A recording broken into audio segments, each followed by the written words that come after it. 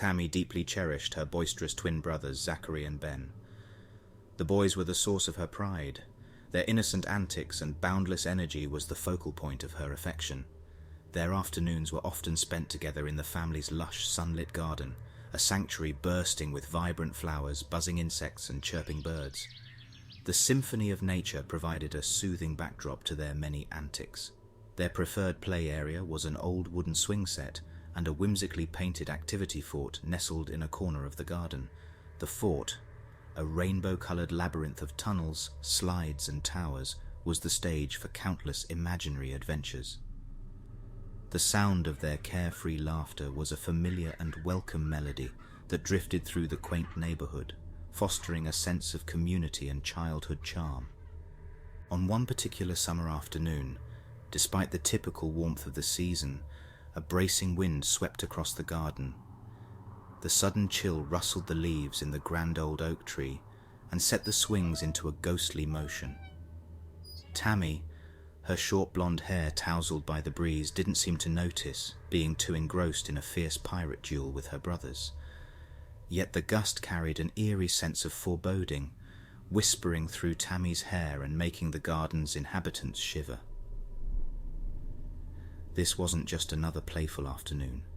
It was the calm before a storm that would soon disrupt their peaceful world. With her auburn hair pulled into a messy bun and her glasses perched on the edge of her nose, their mother Deborah peeked out from the kitchen window. Her voice echoed across the yard, with that familiar tone of maternal concern underpinning her words. "Mind yourselves, kids. Make sure everything's locked up when we head out." The hollered instruction was laced with the kind of playful worry that only a mother could master, a delicate balance between nurturing care and encouraging independence. Deborah knew her children were growing up and that they needed some room to breathe, yet her maternal instincts couldn't help but keep a watchful eye on them. Their father, Michael, a tall man with a jovial smile and gentle eyes, had finally managed to coax Deborah into going out for dinner. Their social life had taken a back seat since the birth of the twins, and their world had since revolved around feedings, naps, and endless rounds of hide-and-seek. It was a welcome change, a tiny spark of the life they'd had before parenting took over. Being the eldest, Tammy was left in charge of the children, and they didn't spare a moment to miss their parents. Their innocent games continued outside, oblivious to what was in store for them. Dressed in their favorite superhero capes, they continued their fierce duels, laughter echoing through the air. In the corner of her eye, Tammy spotted the foreboding silhouette of the neighbor's pet, a massive and muscular Staffordshire Bull Terrier named Silas. The dog seemed particularly restless, pacing tirelessly behind the confines of his weather-beaten wooden fence. His steel-grey fur gleamed in the sunlight, and his deep-set eyes glowed with an unsettling intensity. Silas had been pacing in this ominous manner for the past hour. Just then a primal fear gripped Tammy. Her heart pounded with memories from a traumatic incident 6 years ago. It was her 8th birthday. The day should have been filled with laughter and joy, but was instead marred by terror. Her uncle's pet, a malevolent Jack Russell, was the unexpected villain of the day. With its pitch-black fur and blood-red eyes, that devilish creature had chased her around the living room, its snarls and snaps echoing in her ears even years later. The fear it instilled in her had remained to this day, turning every dog into a potential threat in her eyes. "At least Silas is behind a fence," Tammy murmured to herself, trying to quell the rising anxiety in her chest. Her eyes remained fixed on the restless beast, every muscle in her body tensed in anticipation. However, safety proved short-lived. About 20 minutes had passed since the comforting hum of their parents' car faded into the distance. It was then that Silas succumbed to some sort of inexplicable frenzy. Like a fury unleashed, he catapulted himself over the fence, sending shockwaves of terror through the children. Zach screamed out in horror as the beast charged at him. Tammy felt as though she had just jumped out of her skin. The sound and the sight of that terrifying beast clambering over the fence with that wild look in its eyes caused her to scream her lungs out. Tammy rushed to grab her brothers and drag them inside.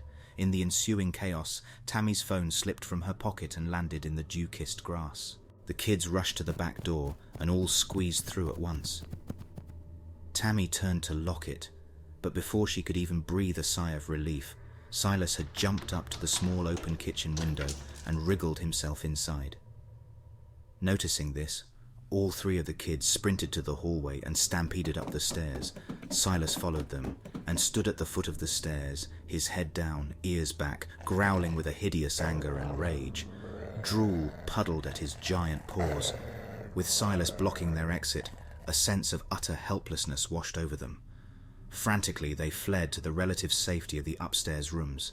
Their once safe haven now turned into a fortress against the terror below. The echoing growls of Silas were a grim reminder of the nightmare that was unfolding around them, transforming their beloved home into a battleground of fear. With a thunderous clatter that echoed through the hollow halls of the house, Silas launched himself up the staircase, his massive body propelled by a relentless fury. Each pounding step he took sent shivers reverberating through the wooden planks.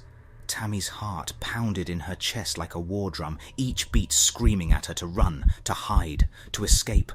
Her mind was a tempest of terror, swirling images and memories weaving into the fabric of her worst nightmares. Each of them was the same. Snarling, snapping jaws, red eyes blazing with malice, and the echo of her own screams. They were dreams born of a childhood trauma, now manifesting into a living, breathing horror. Silas was a monstrous embodiment of wrath and insatiable hunger. His massive jaws parted to reveal rows of razor-sharp teeth, slick with a thick white drool that slithered down his chin. The drool, sickly sweet with the stench of decayed meat, seemed to stain the air with its presence. His every growl vibrated through the air, a low, guttural sound that threatened to drown out all reason. A scream echoed inside Tammy's mind. He looked so harmless behind the fence. The garden fence, once a symbol of suburban safety, had failed them. The peace of their childhood had been shattered, replaced by the harsh growls of Silas and the echoing thunder of his pursuit. The stark contrast between the harmless creature she'd watched pacing behind the fence and the relentless predator now ascending the staircase was too much. It was as if a switch had been flipped inside Silas, transforming him from a sullen pet into a merciless beast. The innocent facade had dissolved, leaving in its place a terrifying creature pulled straight from her worst nightmares. An eerie quietude draped itself over the house. It was a silence so profound that it drowned out the distant hum of summer cicadas and the gentle rustling of wind-blown leaves. It was an unsettling lull, punctuated only by the rapid breaths of the children huddled together in fear. The once welcoming family home now felt like a predator's den, each shadow a potential threat, each creak of the old house a possible sign of impending doom.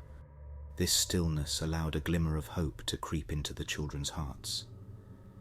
A tiny reassurance that perhaps Silas had retreated, and that their nightmare was finally over. Their eyes met in silent communication. Their hands gripped each other in a desperate attempt to draw courage from their shared fear. But this fleeting sense of security was viciously shattered by a sound that would forever live on in their nightmares. The chilling crunch of wood giving way under Silas's relentless jaws. The dog was not retreating. He was forcing his way through the barricaded door, his snarls and growls mingling with the horrifying symphony of splintering wood and bending metal. A chorus of screams filled the air, like a sort of chilling harmony to Silas's guttural growls. The barricade gave way, and Silas lunged into the room, his attention fixated on Ben. The poor boy was snatched up in a grotesque spectacle, his high-pitched cries echoing off the walls as Silas dragged him mercilessly towards the kitchen. His eyes were wide with terror, his small body trembling in the iron grip of Silas's monstrous jaws. The flickering light from the kitchen cast grotesque shadows on the scene, painting a chilling portrait of the horror that had invaded their sanctuary. A gruesome streak of crimson smeared the polished wooden floorboards. The boy's petrified cries were raw, slicing through the terror-choked silence and lodging themselves like shards of glass in Tammy's heart, spurring her into action. Gritting her teeth, Tammy cast aside her terror, her mind singularly focused on her little brother's safety. Her father's golf club, often left carelessly by the stairway, glinted ominously in the dim light. With a burst of adrenaline, she seized it, her hands wrapping tightly around the cold metal. Every muscle in her body tensed as she launched herself at Silas, the fear and desperation lending her an uncanny strength. The club connected with a sickening thud, striking Silas squarely on his skull. The beast reeled, momentarily stunned by the unexpected assault. He released Ben from his powerful jaws, the little boy collapsing onto the floor, sobbing and shaking. But Silas was far from defeated.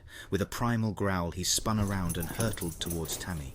The sheer force of the attack took her by surprise, sending her sprawling onto the cold floor. Her breath hitched as she found herself staring up into the beast's rancid mouth. The pungent smell of decayed meat and putrid saliva filled her nostrils as fetid droplets trickled from Silas's jaws, splattering onto her face and slipping into her open mouth as she screamed. Out of nowhere, Zack materialized in the doorway, his small frame seeming to grow with resolve. In his trembling hands, he brandished a gleaming kitchen knife. Its silver blade caught the sparse light, sending flashes across the room. His face was a stark canvas of pure terror, yet etched with a courage far beyond his tender years. His wide eyes were locked onto Silas. With a voice trembling yet surprisingly strong, he screamed at the monstrous dog, "Leave her alone!" It was a cry of defiance from a child forced to confront a terror that had infiltrated their haven. Against all odds, the beast seemed to heed Zack's words. Silas, the relentless predator, released his death grip on Tammy's neck. The pressure of his monstrous jaws lessened, and with a final growl he let go, leaving Tammy gasping for breath on the floor. He turned slowly, his fiery gaze shifting towards Zack, his body coiling like a spring ready to unleash itself. The terror within the house spiked, the intensity reaching fever pitch. The air was thick with fear. The dog pounced on Zack. It dug its teeth into the boy's right shoulder, and he screamed out in agony. Just then, Tammy came up from behind, grabbed the dog by the scruff of its neck, and slid the blade of the kitchen knife into its soft underbelly horizontally, dragging the blade upwards as she did so. She caught a glimpse of pink guts bursting through the slit, before a torrent of blood gushed from the dog's abdomen. Tammy fell to her knees beside Zack and consoled him, nursing his wound. The downstairs laminate flooring was smeared with different trails of blood. The stark contrast between the blissful, carefree morning and the horrifying evening was beyond Tammy's comprehension. She couldn't believe that the same day which had started with innocent laughter and playful shenanigans in the garden had devolved into such a nightmare. Now the echo of her brother's terrified cries had replaced their giggles. The transformation was not only shocking, but also brutally sudden, entirely catching her off guard. The once familiar surroundings of their home had been twisted into an arena of terror. As she replayed the events of the day in her mind, a profound realization began to form. In a strange, terrifying way, it felt as though she was the lead character in the movie of her own life, a reality she'd never contemplated before. Each day was a new scene, every experience a plot twist, the genre shifting according to the whims of an unseen director. She realized that life, much like a movie, was utterly unpredictable. One moment it was a cheerful family drama, filled with joyous laughter, childhood squabbles and heartwarming scenes. The next it shifted to a gripping horror, an edge-of-the-seat thriller with dangers lurking around every corner. That's the moral, she thought as a cold shudder ran down her spine. We're all the main characters in the movie of our own lives.